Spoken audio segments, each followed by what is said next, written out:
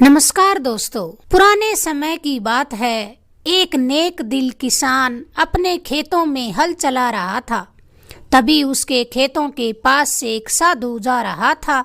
साधु ने चलते चलते किसान से पूछा, बेटा पीने को पानी मिलेगा क्या? किसान ने अपना हल और बैलों को वहीं छोड़ा तथा साधु के पास आकर बोला, हाँ मिलेगा, आप आइए, पानी पीजिए और थोड़ी देर शीशम की गहरी छाया में आराम भी कीजिए। साधु किसान के साथ पानी पीने को शीशम के पेड़ के पास आ गया, जहां किसान ने पानी का एक मटका रखा हुआ था और दोपहर खाने के लिए रोटियां, लस्सी, चटनी और अचार भी रखा था। साधु ने जब तक पानी पिया तब तक किसान ने 2 रोटियां और एक बर्तन में लस्सी डालकर साधु के सामने रखकर कहा, ये लो, कुछ खा लो, पैदल चल रहे हो, थक गए होगे। किसान का बर्ताव और उसकी खुशी देखकर साधु ने रोटियां भी खा ली तो उसकी आत्मा तृप्त हो गई। साधु किसान से कहने लगा, बेटा तुम्हारे सामने एक बड़ी आफत आने वाली है। चूंकि तुमने मुझे बड़े प्यार से भोजन कराया है तो मैं तुम्हें बता दूं, यदि तू अगर चाहे तो यह आफत तेरे बुढ़ापे में भी आ सकती है। किसान कहने लगा, हे साधु, बुढ़ापे में तो आफत का सामना करने की ताकत नहीं बचेगी। अगर आफत अब ही आ जाए तो मैं आसानी से उसका सामना कर सकता हूँ। साधु फिर थोड़ा आराम करने के बाद उसी रास्ते वापस चला गया जिधर से आ रहा था। कुछ दिन गुजरे तो इन दिनों में किसान के सभी दुधारू पशु, बैल सब मर गए। जमा पूंजी से बैलों की दूसरी जोड़ी लाया तो वह भी अगले रोज मर गई। किसान को अब याद आया कि साधु ने जिस आफत की बात की थी, शायद ये वही आफत है। उसके बाद किसान के पास इतना धन नहीं था कि वह और बैल खरीद सके। खेतों में खड़ी खड़ी फसल बर्बाद हो गई, इसलिए जो कुछ जमा पूंजी थी उससे खाने पीने का सामान खरीदा और अपनी पत्नी और बेटे को लेकर दूसरी जगह जाने का निर्णय कर लिया। घर में अपनी जवान बेटी को छोड़ दिया। सोचा कि जवान लड़की को लिए कहां कहां फिरेंगे। किसान ने अपनी बेटी के पास एक भरोसेमंद नौकर को छोड़ दिया। 2 महीने का खर्चा देकर किसान ने उससे कहा कि जब हमें अच्छा घर और काम मिल जाएगा तो बेटी को भी साथ ले जाएंगे। किसान की बेटी भी जवान थी और नौकर भी जवान था। ये तो बिल्ली से चूहों की रखवाली वाली बात हो गई। एक दिन किसान की बेटी चारपाई खड़ी करके उसकी ओट में नहा रही थी कि अचानक उसने नौकर को लस्सी लाने के लिए आवाज लगाई। उस जमाने में औरतें अपने बालों को लस्सी से ही धोती थी। नौकर ने जल्दी से लस्सी की हंडिया लाकर लड़की की तरफ बढ़ा दी। लड़की ने भी चारपाई के पीछे से अपनी बाजू बढ़ाई तो जैसे ही नौकर की नजर दूध जैसी गोरी चिट्टी बाजू पर पड़ी तो उसका दिल बेईमान हो गया। आंगन में नीम का पेड़ लगा था। जब रात हुई तो नौकर उस पेड़ पर चढ़कर बैठ गया।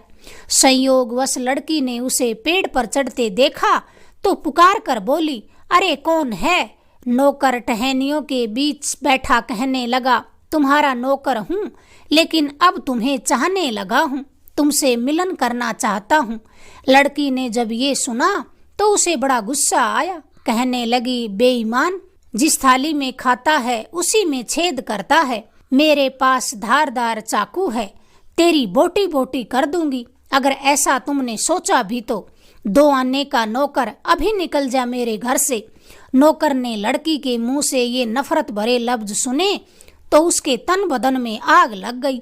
नौकर पेड़ से उतरा और कहने लगा, ए लड़की, तूने मेरी जो बेइज्जती की है उसका बदला तो मैं जरूर लेकर रहूंगा। लड़की ने बेपरवाही से धमकी को सुना और कहने लगी, जा जा बेशरम, मैं तुमसे डरने वाली नहीं हूँ।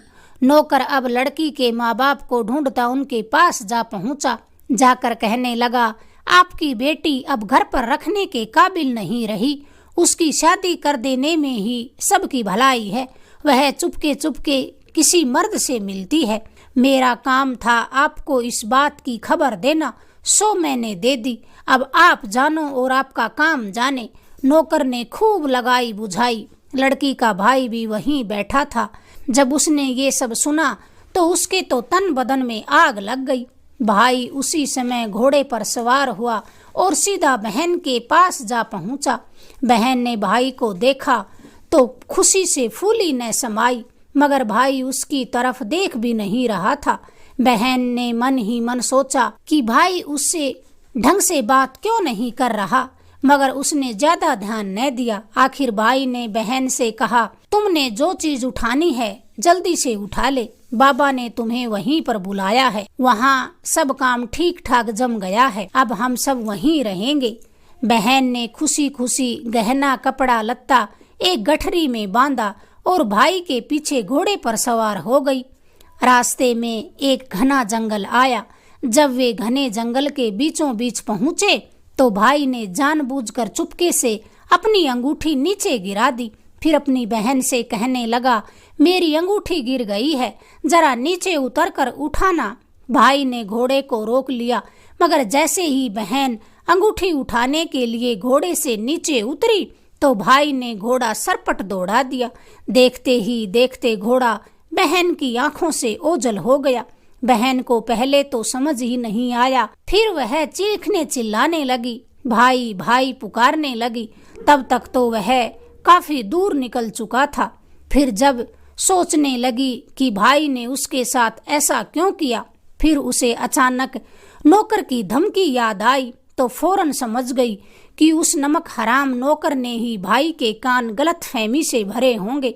कुछ देर बाद वहां से एक सुनार का लड़का गुजरा।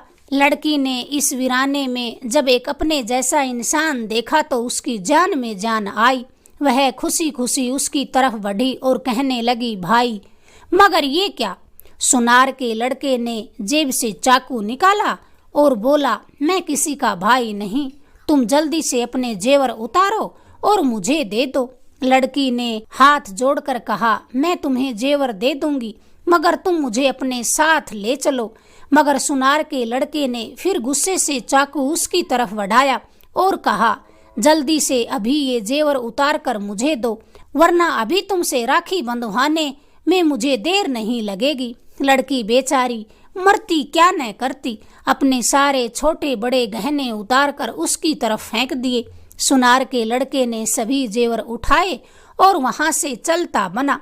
लड़की बेचारी खूब इधर उधर भटकी, मगर कहीं भी उसे रास्ता न सूझा। 2 से 3 दिन उस जंगल में बीते। भूख प्यास से बेचैन वहीं बेहोश होकर गिर पड़ी। 5वें दिन की सुबह वहां से सौदागर का बेटा अपने साथियों के साथ गुजरा। उन्होंने जब एक लड़की को यूं इस जंगल में पड़ा देखा तो कुछ समझ में न आया। भला सौदागर था, उसने अपने साथियों की मदद से लड़की को घोड़े पर बैठाया और अपनी हवेली ले गया। वैद्य को दिखाया। वैद्य ने कहा कि कमजोरी के कारण बेहोश है, जल्दी ही ठीक हो जाएगी, जल्दी ही ठीक हो जाएगी। सौदागर के बेटे ने अपने हाथों से उसे खिलाया पिलाया तो उसकी कमजोरी जल्दी ही दूर हो गई। अब जब वह पूरी तरह से ठीक हो गई तो सौदागर के बेटे ने उससे सारी कहानी पूछी तो लड़की ने उसे सब कहानी सच सच सुनाई। सौदागर का बेटा अब उसे दिल ही दिल में चाहने लगा था, तो उसने उस लड़की के साथ शादी करने के बारे में अपनी इच्छा अपने माँ बाप के सामने जाहिर की। माँ बाप ने भी हामी भर दी। धूमधाम से दोनों की शादी भी हो गई। दिन हंसते खेलते गुजरने लगे। इसी दौरान उनके यहाँ एक सुंदर सा बेटा भी पैदा हुआ। अब तो हवेली में रौनक सी छाई रहती। एक दिन अचानक लड़की अपने पति से कहने लगी, मुझे अपने माँ बाप को देखना है और हमारे उस नौकर ने जो गलतफहमी उनके मन में पैदा कर दी थी उसे भी दूर करना है। सौदागर के बेटे ने खुशी खुशी हामी भर दी और कहा कि मुझे तो कुछ जरूरी काम है, मैं तुम्हारे साथ मेरे एक खास मित्र और कुछ नौकरों को भेज दूंगा, तुम खुशी से चली जाना। अगली सुबह लड़की अपने बेटे सौदागर के मित्र और कुछ नौकरों के साथ घोड़े पर सवार होकर अपने माँ बाप से मिलने को चल पड़ी। दिन भर के सफर के बाद जब वे सब एक जंगल में पहुँचे तो रात हो गई थी। सौदागर के मित्र ने रात वहीं जंगल में गुजारने को महफूज सी जगह तलाश की और वहीं तंबू लगा लिया। जब रात का तीसरा पहर था तो सौदागर के मित्र ने देखा कि सब नींद में लीन हैं, तो वह सीधा लड़की के पास पहुंचा। आहट से लड़की की आंख खुल गई। सौदागर के मित्र की नीयत उसकी आंखों में साफ झलक रही थी। जैसे ही वह लड़की की तरफ बढ़ा तो लड़की अपने बेटे की तरफ इशारा करके कहने लगी, बदनीयत, ये मेरा बेटा सांप है, तुझे जिंदा नहीं छोड़ेगा। जालिम ने झट से चाकू निकाला और लड़की के बेटे का सर धड़ से अलग कर दिया। फिर गुस्से से फुकारता हुआ वहां से चला गया। लड़की ने अपने बेटे के धड़ को वहीं जमीन में गाड़ दिया और सर को एक कपड़े में लपेटकर अपने सीने से लगाए वहां से भाग निकली। सुबह हुई तो सभी की आंखें खुली। सौदागर के मित्र के कहने पर सब वापिस सौदागर की हवेली पहुंचे। वहां पहुंचकर सौदागर के मित्र ने सौदागर के खूब कान भरे और कहा कि आपकी पत्नी तो बाजार की मिठाई थी, जहां मिली थी वहीं उसका आशिक उसकी राह देख रहा था। भाग गई और लड़के को भी साथ ले गई। सौदागर तो अब दिल पकड़कर बैठ गया। दूसरी तरफ लड़की ने जोगी का भेष बनाया और गांव-गांव, शहर-शहर अपने माँ बाप को ढूंढने लगी। एक दिन लड़की की नजर अपने भाई पर पड़ी तो वह खेतों में पानी दे रहा था। उसके भाई के अलावा वहां वह हरामखोर नौकर और लूटने वाला सुनार का लड़का भी मौजूद था। अब लड़की को समझते देर न लगी कि सुनार का लड़का भी इसी नौकर का दोस्त ही है। नौकर ने ही उसे उस दिन जंगल में मेरे जेवर लूटने को भेजा होगा। लड़की भी उसी खेत से कुछ दूरी पर धूनी लगाकर बैठ गई। थोड़ी ही देर में आसमान पर काले काले बादल घिर आए। देखते ही देखते बारिश आने लगी। लड़की के भाई ने अपने खेतों में एक बड़ी सी झोपड़ी बनाई हुई थी। जब बारिश होने लगी तो आसपास के खेतों में काम कर रहे किसान भी उसी झोपड़ी की तरफ जाने लगे। किसी एक ने कहा कि बाहर एक जोगी धूनी लगाए बैठा है, चलो उसे भी यहीं बुला लाते हैं, कहीं बारिश में भीग कर बीमार न पड़ जाए। दो किसान जोगी बनी लड़की के पास पहुंचे और उसे झोपड़ी में ले आए। थोड़ी देर तो कोई एक दूसरे से कुछ न बोला। फिर लड़की के भाई ने चुप्पी तोड़ते हुए कहा कि ए गुणी, ए ज्ञानी बाबा, आपने घाट घाट का पानी पिया है, कोई आप बीती या जग बीती सुनाइए ताकि हमें भी कुछ सीखने को मिले। जोगी बनी लड़की मर्दाना आवाज में कहने लगी, सुनाने को तो मैं सुना दूंगा, मगर मेरे सुनाने के दौरान 2 कत्ल हो जाएंगे। सब एक जुबान होकर कहने लगे, फिर तो हम जरूर सुनना चाहेंगे। लड़की फिर मर्दाना आवाज में कहने लगी, मेरी एक शर्त है कि अगर किसी को पानी की तलब या पेशाब की हाजत है तो अभी कर आओ, कहानी के बीच में कोई उठकर नहीं जाएगा। सभी कहने लगे, हमें आपकी शर्त मंजूर है। अब लड़की आप बीती कहानी सुनाने लगी, मगर सुनाने इस अंदाज में लगी जैसे किसी और के बारे में सुना रही है। जब कहानी का वह हिस्सा आया जहां नौकर किसान की बेटी से मिलन का तलबगार होता है और लड़की द्वारा मना करने पर उसे धमकी देता है, साथ ही लड़की के भाई माँ बाप के कान भरता है, तो पास ही बैठे नौकर के माथे में बल पड़ गए। वह वहां से उठकर जाने लगा तो सबने उसका रास्ता रोक लिया। आगे जब सुनार के लड़के ने जंगल में किसान की बेटी को लूटा तो वहीं बैठा सुनार के बेटे का माथा भी ठनका। वह भी उठकर जाने लगा तो उसे भी किसी ने जाने न दिया। कहानी अब आगे बढ़ी। सौदागर के बेटे से किसान की बेटी के विवाह और किसान की बेटी के बेटे का कत्ल का जिक्र भी हुआ। जब साधु बनकर डेरे का जिक्र आया तो लड़की ने अपनी दाढ़ी और मूछें हटा दी और अपनी सच्चाई सबके सामने जाहिर कर दी। भाई ने अपनी कुल्हाड़ी उठाकर नौकर और सुनार के बेटे की बोटी बोटी कर डाली। फिर बहन को गले लगाकर पहले तो खूब रोया और फिर उससे अपने किए की माफी मांगने लगा। माँ बाप से भी मिलन हुआ। लड़की ने जब अपने बेटे का कटा सर माँ बाप और भाई को दिखाया तो मासूम का सर देखकर भाई तो दीवारों से सर टकराकर रोने लगा। माँ बाप के आंखों में आंसुओं की झड़ी और अपना कलेजा थामे अपने नाती के कटे सर को देखते रहे। कुछ दिन बाद भाई अपनी बहन को लेकर सौदागर की हवेली पहुंचा, यानी अपनी बहन के ससुराल पहुंचा।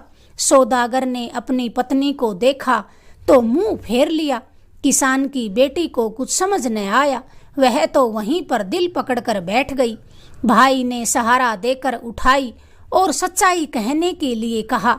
लड़की ने अपने पति को सारी कहानी सुनाई और अपने बेटे का कटा हुआ सर भी दिखाया। अब सच से पर्दा उठ चुका था। सौदागर के तो तन बदन में आग लग गई। जिगरी मित्र को याद कर उसने गुस्से से अपनी मुठियां भींच ली। उसी समय उसने अपनी बंदूक उठाई और अपने मित्र के घर जा पहुंचा। जितनी गोलियां बंदूक में थी सब की सब अपने मित्र के सीने में उतार दी, मगर फिर भी गुस्सा शांत न हुआ। वर्ष भर बाद सौदागर के यहाँ चांद सा बेटा पैदा हुआ। सौदागर ने इसी खुशी में गरीबों में खूब धन बांटा और कई दिनों तक भोज चलता रहा। फिर सब खुशी खुशी रहने लगे। अगर आपको ये कहानी पसंद आई, प्लीज हमारे चैनल को लाइक करें, शेयर करें, सब्सक्राइब करें। धन्यवाद दोस्तों।